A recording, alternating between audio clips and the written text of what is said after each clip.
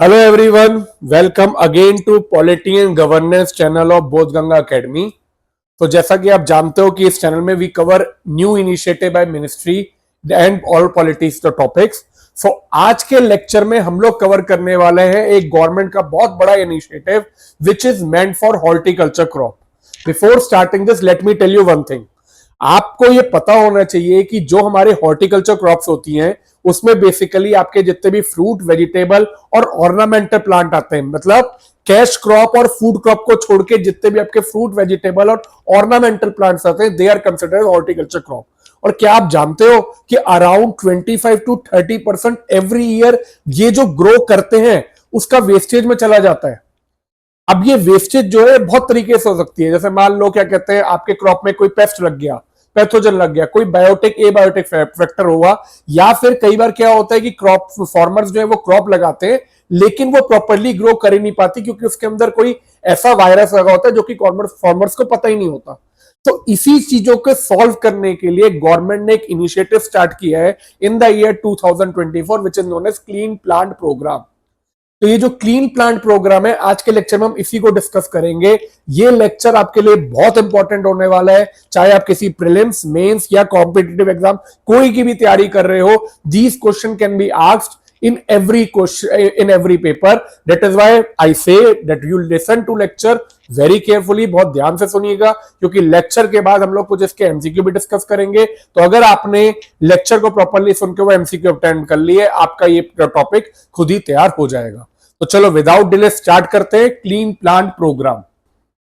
तो जैसा कि आप देख रहे हो स्क्रीन पे, ये जो सारे नोट्स हैं these are self made after lot of research, जिससे कि आपको कहीं और किसी भी चैनल पे जाके या कहीं से भी और हेल्प ना लेनी पड़े। आपके नोट्स पूरे में सारे के सारी चीजें इंफॉर्मेशन देंगे और उसके बाद हम लोग कुछ प्रैक्टिस एमसीक्यू भी डिस्कस करेंगे। तो शुरू करने से पहले चैनल को सब्सक्राइब जरूर करें जिससे आपको रेगुलर अपडेट मिलते रहे और आपका खुद का नुकसान जो है वो होने से बचे। तो चलो स्टार्ट करते हैं क्लीन प्लांट प्रोग्राम। सबसे पहले हम लोग बात करते हैं overview of clean plant programme. तो जो क्लीन प्लांट प्रोग्राम है, जैसा कि मैंने डिस्कस किया, it is a government initiative जिसका मेन एम क्या है, to ensure availability of virus free, pathogen free, high quality planting material mainly for, अब ये ध्यान रखिएगा, this is mainly for horticulture crop. जैसे इसमें हमारी जनरल जो व्हीट, राइस ये सब इंक्लूडेड नहीं है, मेनली हॉर्टिकल्चर क्रॉप जिसमें आता है फ्रूट्स, वेजिटेबल और फ्लावर्स। इसकी जो नोडल मिनिस्ट्री है that is ministry of agriculture and farmer welfare. इस प्रोग्राम को अप्रूव किया गया 9 अगस्त 2024 में, कैबिनेट ने अप्रूव किया था। इंप्लीमेंटिंग एजेंसी जो है वो है नेशनल हॉर्टिकल्चर बोर्ड, जो कि मिनिस्ट्री ऑफ एग्रीकल्चर का ही एक पार्ट है, नेशनल हॉर्टिकल्चर बोर्ड। इसका जो बजट है डेट इज 1765 करोड़, जिसमें आपको इंपॉर्टेंट चीज ये ध्यान रखनी है, this is a partnership between government of India and Asian Development bank. इसमें करीब $98 मिलियन का लोन भी लिया गया एशियन डेवलपमेंट बैंक से, which is very important for any prelims question.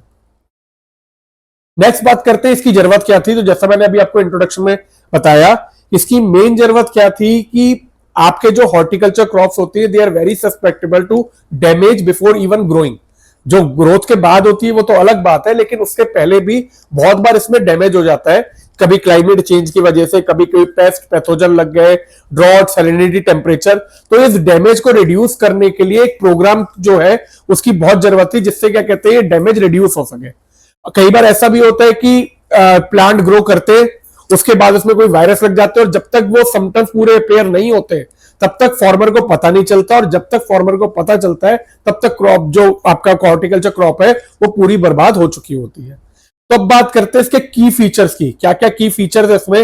देखो, सबसे पहला जो सबसे मोस्ट इंपॉर्टेंट फीचर है वो है इस स्कीम के अंदर 9 क्लीन प्लांट सेंटर जो है वो एस्टेब्लिश किए जाएंगे।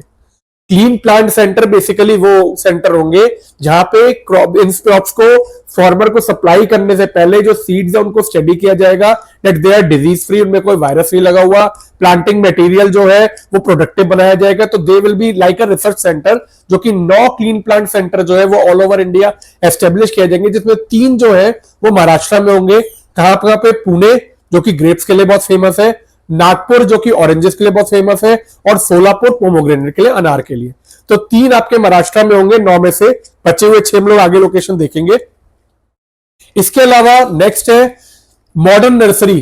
करीब 75 मॉडर्न नर्सरीज जो है वो एस्टेब्लिश किए जाएंगी ऑल ओवर इंडिया, जिसमें अगर लार्ज नर्सरी है तो उसको 3 करोड़ की फाइनेंशियल सपोर्ट दी जाएगी, और अगर मीडियम नर्सरी है तो उसको 1.5 करोड़ की फाइनेंशियल सपोर्ट दी जाएगी।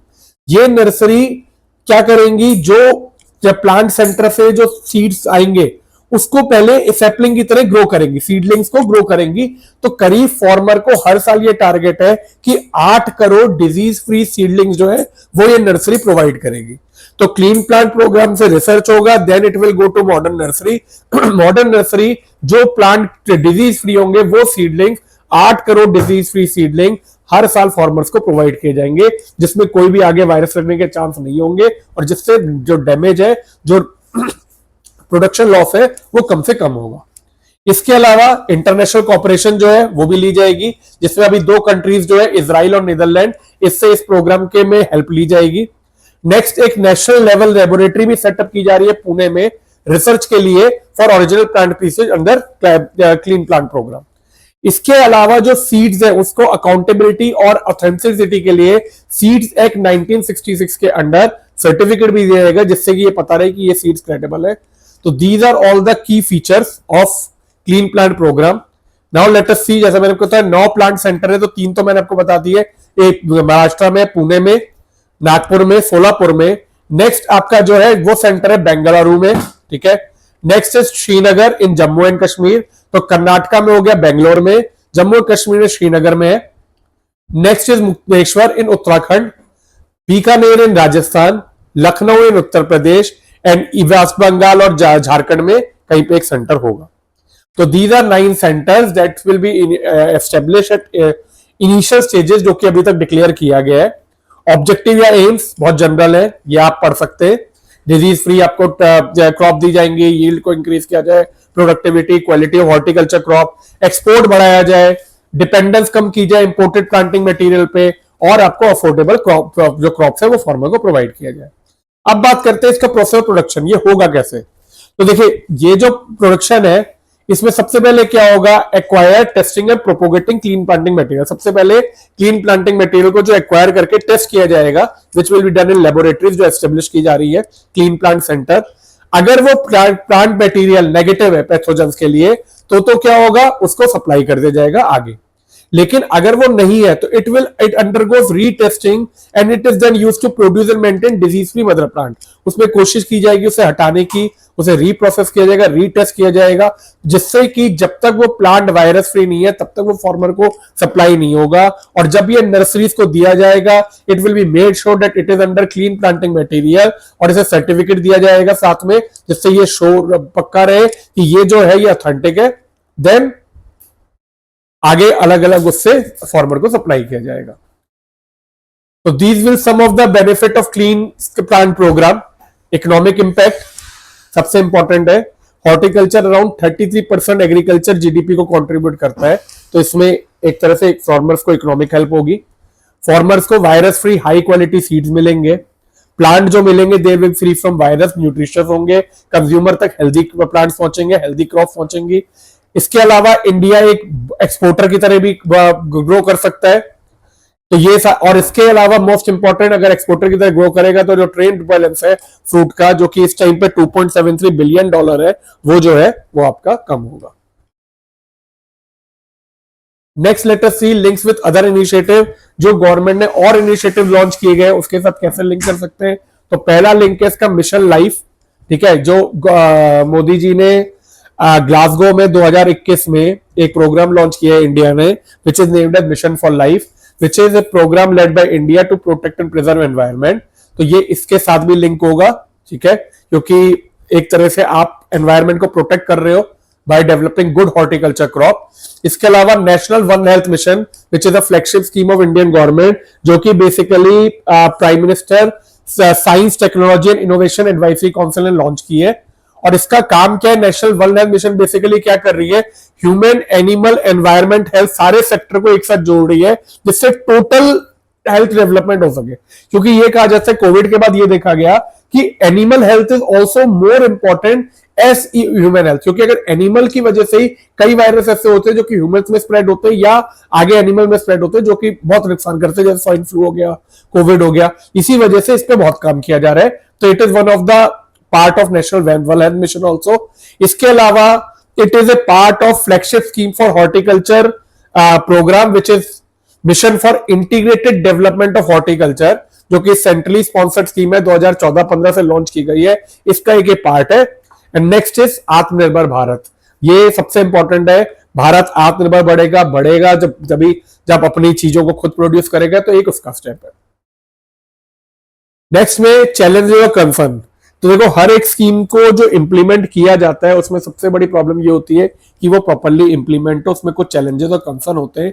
तो अगर मैं इसकी बात करूं, इसमें क्या क्या चैलेंजेस और कंसर्न है, तो सबसे पहला देखो, जो भी चीज हम लोग प्लान कर रहे हैं, they should ensure quality control हो।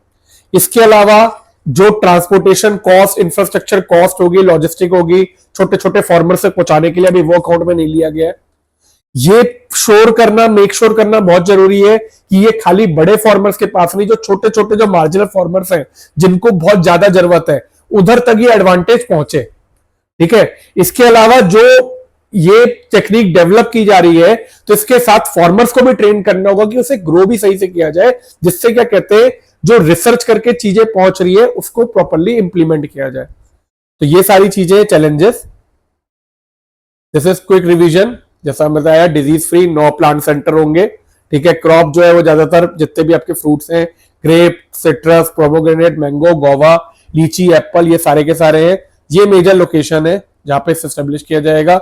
ये नर्सरी हुई आपकी। ठीक है। ये आपका सारा का सारा मैंने एक रिवीजन दे रखा है, जिससे आप फिर से, जैसा मैंने बता रहा हूं, हर नोट्स में आप मेरे ऐप पे जाके, these are self made notes, आपको ये कहीं और नहीं मिलने वाले। आप मेरे ऐप पे जाके इसको डाउनलोड कर सकते हैं एक नॉमिनल अमाउंट में। कई नोट्स ऐसे जैसे आप खरीद सकते हैं। तो ये सारी की सारी चीजें आप वन गो में तैयार कर सकते हैं। जो टॉपिक्स आप मेरे साथ तैयार करेंगे, आपको प्रॉपरली उनके एमसीक्यू से लेके हर एक चीज मिलेगी, and you don't have to search it anywhere. So let us go to next, question bank. अब मैं क्वेश्चन बैंक की बात करता हूं, जिससे हमारा रिवाइज हो सके प्रॉपरली। तो पहले बात करते हैं, the clean plant programme launched in 2023 is implemented under which umbrella scheme. कौन सी अम्ब्रेला स्कीम के अंदर इंप्लीमेंट किया जा रहा है? तो जैसा आपको पता है, हमने डिस्कस किया, it is mission for integrated development of horticulture. Next question, which of the following is the primary aim of clean plant programme. तो प्राइमरी एम क्या है? Subsidising fertiliser for horticulture crop, ensuring virus free to type. तो साफ साफ दिख रहा है second का बी। तो अगर लेक्चर ध्यान से सुनो तो क्वेश्चन बहुत आसानी से हो जाएंगे। Consider the following statement regarding clean plant program. It is fully funded by Ministry of Agriculture and Farmer Welfare. बिल्कुल गलत है। लोन लिया गया है एशियन डेवलपमेंट बैंक से। It aimed to establish 9 clean plants, सही बात है। एशियन डेवलपमेंट बैंक है फाइनेंशियल लोन, बिल्कुल सही बात है। तो 2 and 3. Now let's move to next question. Fourth, which of the following horticulture crop are explicitly covered under CPP in its initial phase? Initial phase में grapes, पोमोग्रेनेट और oranges ये cover है, wheat नहीं है। मैंने आपको बताया हॉर्टिकल्चर क्रॉप कवर है। तो करेक्ट इज फोर्थ का B. Next is fifth, clean plant programme will establish nursery for multiplication of clean planting material. Approximately how many nurseries? तो करेक्ट आंसर इज 75 नर्सरीज जो है वो एस्टेब्लिश होने वाली है। With reference to clean plant program, which of the following are correct? It is expected to reduce dependence on importing planting material. बिल्कुल सही बात है, ये one of the objectives है। It contributes to Indian Atmanirbhar goals. बिल्कुल सही बात है ये भी। And it will reduce the need for chemical pesticide in horticulture. ये क्या कह सकते हैं हम लोग?